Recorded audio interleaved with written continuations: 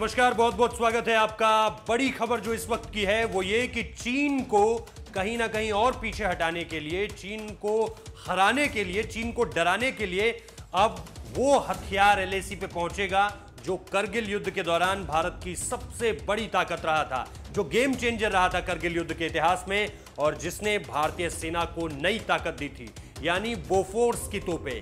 Bofors तोपों का इतिहास अगर आप देखें राजनीति से जोड़कर तो बहुत विवादित भी रहा है। आपको पता है राजीव गांधी के समय पे इन्हीं पर जो है वो भ्रष्टाचार के आरोप भी लगे थे और इन्हीं तोपों को लेकर उस वक्त पे खूब विवाद भी हुआ था।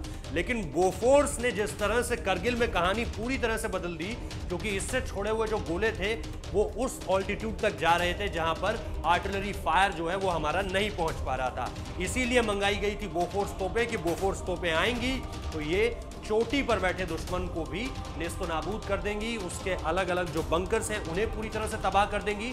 और वही देखने को भी मिला। जैसे ही बोफोर्स तोपें पहुंची करगिल, उसके तुरंत बाद हमने देखा युद्ध का जो नतीजा था वो भारत के पक्ष में आने लगा।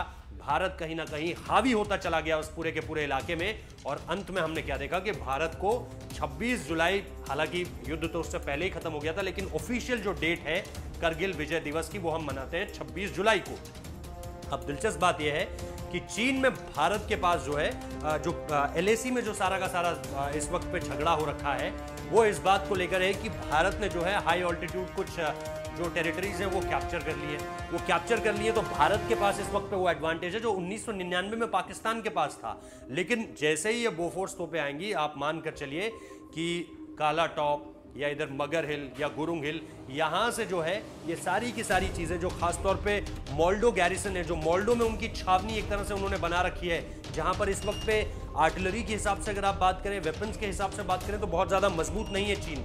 इससे पीछे के जो उनके गैरिसन्स हैं वहाँ पर वो बहुत ज़्यादा स्ट्रॉन्ग है इन सारी चीज़ों को लेकर। वहाँ पर उन्होंने तकरीबन 50,000 पूरे के पूरे एलएसी में इस वक्त पे उस एरिया में 50,000 सैनिक तैनात कर रखे हैं। भारत के भी 50,000 सैनिक हैं। इसके अलावा भारत के T-90 टैंक्स, जिन्हें भीष्म टैंक कहा जाता है, जिनका जवाब चीन के पास नहीं है इस वक्त पे, तो वो टैंक्स भी हैं। उनके पास लाइट टैंक्स हैं जो ठीक है, जिन्हें आप उठा के लाके एक जगह से दूसरी जगह तो ले जा सकते हो आसानी से, लेकिन जहां पे रियल बैटल होगा, जहां पे फेस टू फेस होगा, आई बॉल सिचुएशन जिसे आप कहते हैं वॉर की लैंग्वेज में, उस सिचुएशन में T-90 भीष्म टैंक का, हमारे पास अर्जुन टैंक्स भी हैं, उनका तो अभी मैंने नाम ही नहीं लिया है, T-90 भीष्म टैंक जो है वो पूरी तरह से तबाह कर सकते हैं। ये सारी की सारी चीज़ें चीन को समझनी पड़ेंगी। और जो इंडियन एयरफोर्स की हम बात करते हैं उसका तो खैर चीन के पास कोई जवाब नहीं है। J-20 के बारे में वो जो भी कहते हैं उसमें आधी से ज़्यादा बातें फर्जी हैं।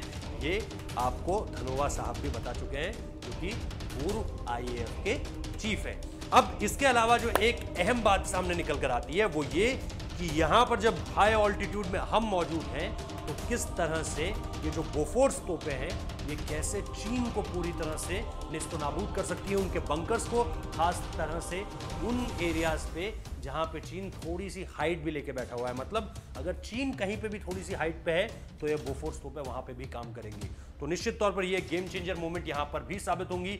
हालांकि मुझे हमेशा से लगता आया है कि जिस देश के पास इस वक्त पे एयरफोर्स उसकी सबसे ज़्यादा मजबूत है, वो देश इस युद्ध में निश्चित तौर पर हावी रहेगा, जो कि भारत है। बहुत बहुत शुक्रिया इस वीडियो को देखने के लिए। लाइक कीजिए, शेयर कीजिए, सब्सक्राइब कीजिए हमारे चैनल को।